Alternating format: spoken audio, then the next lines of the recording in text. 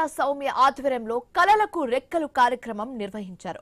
10వ తరగతి పరీక్షలో ఉత్తమ ప్రతిభ చూపించిన 6 విద్యార్థులను గన్నవరం ఎయిర్పోర్ట్ నుంచి హైదరాబాద్ వరకు విమాన ప్రయాణం చేయించారు. ఈ కార్యక్రమం విద్యార్థుల కళలు సాకారం చేసే దిశగా ఒక మంచి అడుగు అని అందరూ ప్రశంసించారు.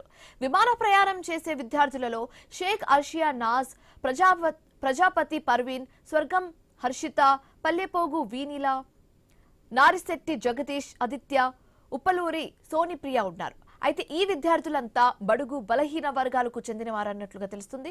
సాధారణంగా బస్సు, కారు లేదా రైలు ప్రయాణికులకు మాత్రమే అలవాటు పడిన వీరికి విమాన ప్రయాణం ఒక కళ. ఆ కళను ఎమ్మెల్యే సౌమ్య నెరవేర్చారు. విద్యలో పెను మార్పులు సీఎం చంద్రబాబు విద్యా రంగంలో తీసుకొస్తున్న విప్లవాత్మక మార్పులు ఫలితాలను ఇస్తున్నాయని తెలిపారు.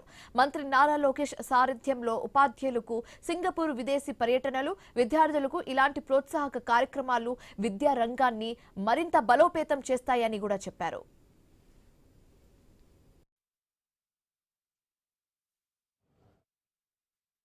ఈరోజు నందిగామ నియోజకవర్గంలో కళలకు రెక్కలు అనే కార్యక్రమం ద్వారా 10th రిజల్ట్స్లో టాప్ 6 విద్యార్థులు ఈరోజు ఫ్లైట్ ప్రయాణం ఉచితంగా మరి నందిగామ ఎన్డీఏ కూటమి ఉచితంగా బహుమానంగా వారికి అందజేస్తుందండి.